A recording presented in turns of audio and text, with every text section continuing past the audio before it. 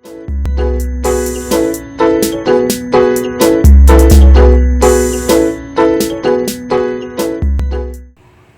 practice of civil engineering. Civil engineer aims to produce a quality project. Quality requires professional dedication, effort, adequate time for investigation, planning and innovation, fair compensation and appropriate authority and responsibility. These efforts must be conscious, continuous, and consistent throughout all phases of a project. Quality results from team effort. Professional responsibility. The health, safety, well-being, and comfort of the public in using a facility and the ultimate facility cost all depend to a considerable extent on how well members of the project team fulfill their professional and contractual responsibilities. Therefore, civil engineers have obligations as trustee to the public interest as well as faithful to the private interests of clients. Successfully fulfilling these responsibilities require candor, mutual trust, and effective communication and understanding between the civil engineer and the client.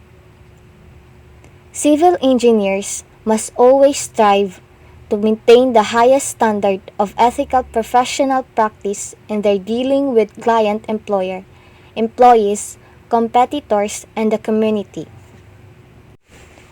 Client-civil engineer relationship. The success of any engineering project often revolves around the quality of the relationship between client and service provider, which is the civil engineer. Obligations of the civil engineer. Civil engineer shall exercise reasonable skill, care and diligence in the performance of his obligations, shall notify the client of any changes made through written notice, shall not proceed without the approval of the client, is authorized to act as the client's faithful agent. Civil engineer shall directly cooperate with all the professionals and integrate their work if required. May suggest specialists, suppliers, and or contractors to design and execute certain parts of the work. The civil engineer shall not be liable for any acts of negligence. The civil engineer shall notify the client of any interest of him that may cause any conflict on their contract. Obligations of the client. Client shall pay the civil engineer for the services in accordance to their signed agreement.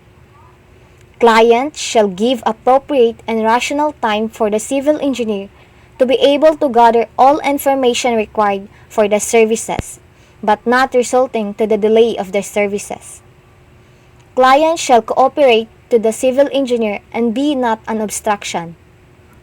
Client shall make ways for the civil engineer to be able to enter the site and do the inspections for the further needs in the performance of the services.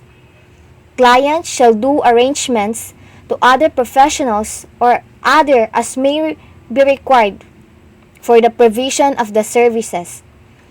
All instructions by the client shall be given through the civil engineer when the engineer acts as the engineer to the contract. Liability of the civil engineer and the client. The civil engineer and the client are both liable to pay damages to each other if one has breached a duty of care established against. Civil engineering services. Civil engineers and engineering firms can provide variety of important services which are specified in Section 2, which is Classification of Engineering Services. Selection of a civil engineer. The civil engineer who has demonstrated his knowledge, experience, education, and training in accordance with the requirements of the concerned specialty committee of the PICE is awarded a certificate of specialization. The following are the fields of specialization. First is we have the structural engineering, geotechnical engineering, water engineering, transportation engineering, and construction management and engineering. Selection of a civil engineer. Engagement of a civil engineer is one of the most important decisions for the development of a project. The accomplishment of the client's objectives and commitment of financial resources, soundness of design, and suitability of the proposed project for its intended function is rest upon the experience, organization, skill, integrity, and judgment of the civil engineer. Selection based primarily on cost of services, with limited consideration of the competence or expertise of the consultant, can result in unsatisfactory service to the client and in higher overall project cost.